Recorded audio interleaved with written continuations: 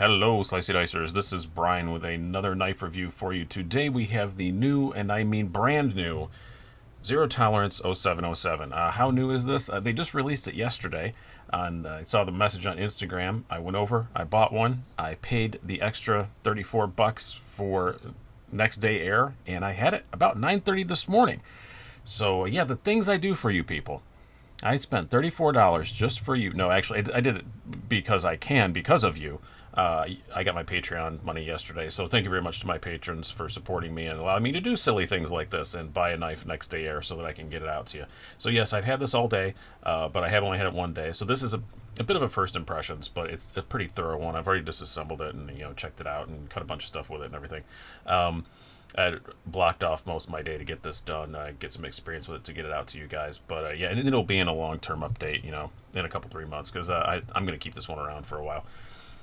It does cost $248. It is not inexpensive at all. It is an in-house design, and I'm sorry about the little piece of paper. You have to prop this up because it doesn't want to sit up pretty for the pictures. So I put that in there.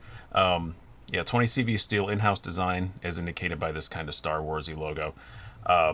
But it does have some other design cues from a lot of their other knives. It looks there's a lot of bare knuckle in here. There's a bit of a Sinkovichy sort of vibe. Designer who does a lot of work with them. When you get to size comparisons, you'll see that. But yeah, just very long, slender, sleek, kind of gentlemanly sort of knife. A 3.5-inch blade. It's not crazy size, but it's a full 3.5-inch blade at over 8 inches in overall length. So it's definitely a full-size knife. The other unique thing about this is it has their new True Detent system, which I'm really hoping I can get this on camera, but it's probably made kind of hard to get out or hard to pick out. Yeah, there we go. We got it. There are two detent balls. So you have the normal frame lock with the detent ball, and then on the other side, you have this sort of almost like a liner lock but it doesn't lock anything. Little mini lock, or little mini thing stuck in here. That's what this extra screw is for. It holds that in with another detent ball. What that is supposed to do is make it so that you can put pressure on the lock bar and the blade still flies out. I will tell you that it works. We'll talk more about it when we get to the deployment section. But it definitely does work. It does have one downside, which we'll get to. But yeah, it is unique. They're not the only ones to have ever done it. I think Emerson used to do a thing like that. So yeah, but it's pretty cool. Their True Detent system. I really do like the overall look of it, though. I do have to say I was very impressed with it as soon as I took it out of the box. The carbon fiber is really nice. It's got as ZT is off to do lately. It's got a lot of milling on the titanium. I think the pivot looks pretty sweet. Very tiny little pocket clip, which works pretty good. Again, something else we'll talk about. Very thin, slicey blade. I like the little hollowed out flipper tab. I always like when they do that. You can tell that they hollowed it out because a lot of things, because this knife is very light, 2.4 ounces. All right, we're going to put it back in its not quite as pretty state here, and we will do some specs and size comparisons. You have a blade length of 3.5 inches, overall length of 8.25 inches, blade thickness of 0.12 inches, handle thickness very slim, 0.43 inches, and like I said, a weight of 2.4 ounces according to my scales. Now let's do some size comparisons. We'll do our usual, semi-usual Spyderco sandwich. We have your Spyderco Paramilitary 2 and the Delica 4. I'm still between Para 3 lightweights at the moment, so you get an idea there. It's about the same length as a PM2, so it's definitely a full-size knife. It's just very, very slim and slender. Bring out your Benchmade full-size Griptilian and the full-size Bug Out, which just doesn't weigh dramatically more than, it's 0.6 ounces, but still, it's pretty light. Just saying. More than a Bug Out, but still pretty darn light. And next, we'll bring out a couple of Kershaws that this sort of reminds me of. Kershaw is the parent company of ZT, or vice versa, whatever, they're both owned by KAI. So we have the bare knuckle. You can kind of see some cues from the bare knuckle in the design. It's got the hole through the handles like the 0308, which is a much bigger, different knife. But you can see there's a lot of bare knuckle going on there. Then also, It does just kind of remind me a bit of a Sienkiewicz design. This is the Kershaw Tumbler, which is a budget Sienkiewicz, but ZT does a whole bunch of Sienkiewicz designs as well. I don't know, it just looks kind of Sienkiewicz-y to me. But it is an in-house design. It's not one of his, but there we go. There are your size comparisons. Now let's talk more about this knife, the blade. 20 CV steel, no complaints there. $248. It should have 20 CV or something like that. This is definitely not an inexpensive knife, and no issues there. Also, no issues with how it cuts. It's very slicey, great edge out of the box. ZT seems to have stepped it up a little bit this year. They were always good, but I don't know. They seem a little bit better this year. And yeah, it cuts very well. It is only about 25 thousandths behind the edge. It's not super, super thin, but you know, it's kind of, you know, ballpark, whatever. But the blade stock's so thin. Nice tall flat grind. It still slices really well. No problems there. It does have kind of a dainty tip on it, I will say that. This is not a heavy use knife by any stretch of the imagination. This is kind of like a full-size gentleman's knife. Is, you know, kind of what I would say. Sort of in the same realm as another one I should have pulled out for a size comparison, but I did not, so we'll remedy it now. Sort of in the same realm as like a 940. You know, the 940 thing is a bit heavier duty knife than this, but you know, just kind of that more full-size, slim, gentlemanly sort of knife. And I think this blade is perfectly fine for that. I wouldn't want to do anything super heavy duty with it, but I think it's perfectly fine for that. Ergonomics are excellent for a knife this slim. I have to say I'm very impressed. I can get all four fingers to fully or 3 out of 4 fingers to fully wrap around it where they are touching my palm again, but it's not. It still fills my hand plenty enough.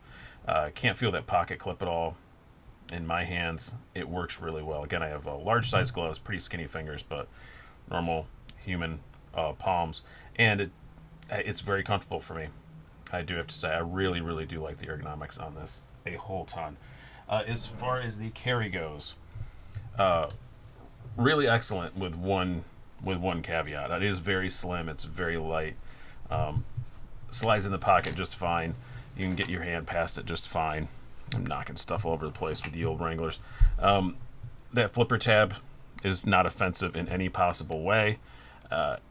It's just a real joy to carry. The only problem I have with it is it carries so deep, and this pocket clip is so small. It holds in fine. I have no issues with that. But like these jeans, these are just normal old Levi's. It's perfectly easy to pull out, no problem at all. But in my currently today, I'm wearing 511 tactical jeans, and it slides in fine. But when I go to pull it out the way that you want to, just kind of grip it up here, you really got to give it a good yank to get it out. Because you're pushing on that and applying pressure to it. So to get it out of my 511 tactical jeans, I have to do one of these things, where I slide it over a little bit and then grab the sides and then pull it out. So it's a minor thing, not a big issue at all, but it is something to mention. I don't know what would remedy that exactly, because the design of the knife, I can see why they made the pocket clip so short, and I don't think it would, I don't think the design would look as good with the longer one. So I get it. As far as the action goes, the true detent system works, because look, I can push right on this lock bar, and it still fires very reliably. And that is very important for this design of knife, because it is so slender and so slim that it would be very, very hard to hold this and not touch that lock bar. Maybe you can, but it would be something you'd have to really consciously think about and really move your finger down, and grab a hold of it. So it's very cool that they came up with that to solve that. If you really, really push on the lock bar, if you're intentionally trying to make it fail, it'll still fire. Not as good, but it'll still fire. Unlike, the bare knuckle, if you push on this, it locks up. If you push on it that hard, it locks up and it won't open. I don't think it's as bad as some people make it out to be, but yeah, if you do really push on this, it ain't going to open. Where this at least is still going to open every single time. So that definitely works. It's very smooth, but the downside to the true detent system is this is not a drop shutting knife. And I don't think it ever will be. Like I said, I have taken it apart, cleaned it, oiled it, all that, but it essentially has basically the pressure of 2 locks pushing on it, because it has 2 detent balls pushing on it with spring tension. So yeah, it's just never going to be a drop shutty wonder. It's smooth, but it's not going to drop shut. It does have a very satisfying opening though. Makes a really cool noise. It's not loud, but it makes a very cool, satisfying mechanical clicky noise. No problems there. Yeah, and honestly, no real major problems with this knife. There's the little tiny pocket clip thing. It doesn't drop shut. Other than that, I wouldn't mind if it was a little thinner behind the edge. You know, it's $250. So take with that what you will, but it is made in the U.S. The materials are in line with a $250 knife. It is, I'm not going to say a specialized design, but it's definitely not something that, you know, you're going to want to take out and do really hardcore work with, but I don't think anybody's really going to look at it that way. I really like it. I have been right now. I currently own only own one ZT. I have an 0562 tie, and I've kind of been looking to add another one. And you know, ZT hasn't done much lately that blew my skirt up, and I was almost about ready to give up and go buy back, you know, one of the old ones I had before. But this one I really like. I will not mind keeping this one around for a little while, at least long enough to give you guys a long-term update in the future. Pretty cool knife, yeah, I have to say. And wow, that's the fastest I've ever had next day air work. So thumbs up to UPS. It was actually a pleasant UPS experience for once. So don't get those very often. But I hope you guys have enjoyed this. I've been Brian. Have a good one.